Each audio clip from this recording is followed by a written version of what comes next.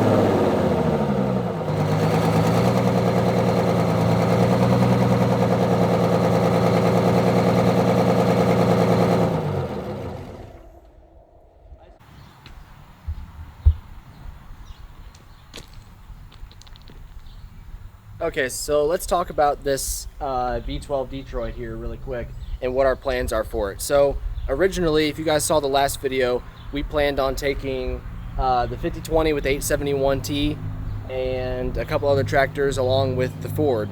Since getting this tractor, we are changing our plans, and we're taking the 4520 with 871, if you guys saw that one, the 5020 with 8V71T, and now we're going to take this 12V71 5020 instead of taking the Ford. So there's a couple things we want to do before we take it to Rantoul, and I've got the other 5020 here to kind of show you guys what we're thinking about doing.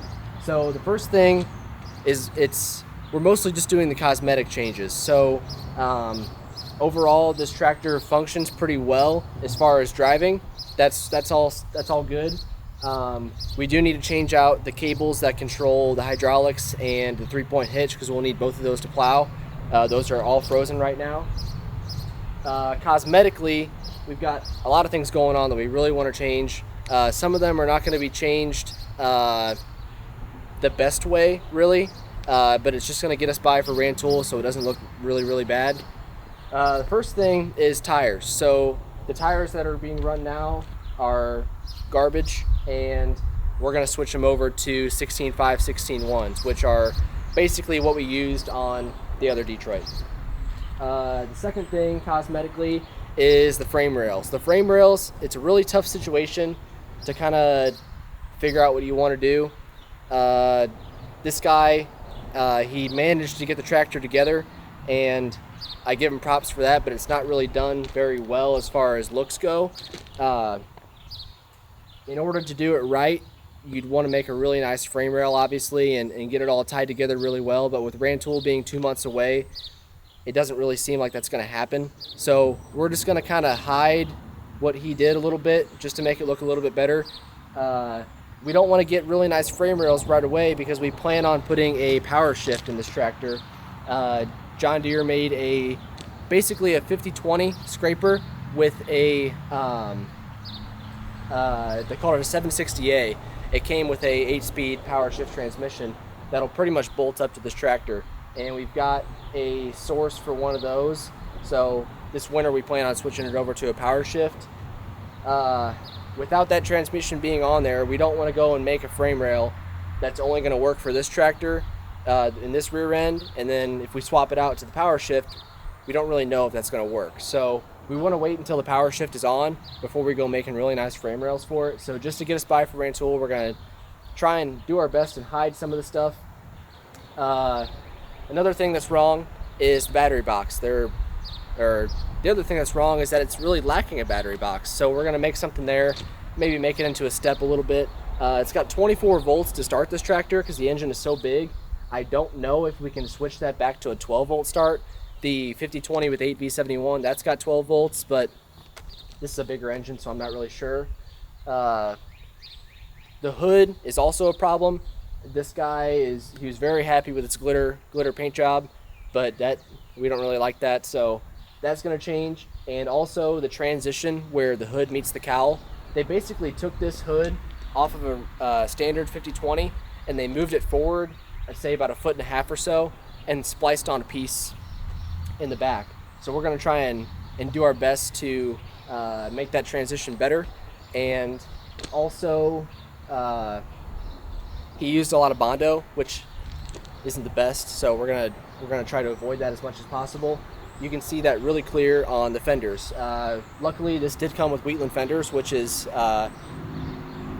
pretty well, it's sought after a lot for these tractors, and you could pay upwards of $2,000 for a set of Wheatland fenders, so that was awesome. But the one's got a pretty good dent in the back. There's a crack in one of the C channels that supports the fender, so we're gonna get all that fixed and paint it, and it'll look a lot better. The air cleaner mounts are also kind of raggedy, so we're gonna fix that a little bit. And the stacks, I think they ought to have baloney cuts on them instead of the curved stacks, just to match the other ones that we've got here. The 4520 right now has got big tall mufflers on it, and that'll get switched over to a set of straight stacks that Jake's got, and those will have baloney cuts. And then the 5020 with the 8V71T, that's also got a stack with a baloney cut. So just in an effort to make them all look like they're supposed to match, I think that's probably the best way to do it. Another thing this guy did was he made a starter weight out of 2 regular weights and went and welded them together. That's not good, but he did it. So we're going to change that as well. And that's pretty much it on the cosmetic side. And pretty much all we're going to try and tackle for Rantoul. It's going to be hard to do. We've got 2 months to do it. But if you guys, we're going to try to do it. So if you guys want to see how this tractor progresses, consider subscribing. And I'm sure we're going to do a couple videos on just this. Oh, and this. So if we look over here.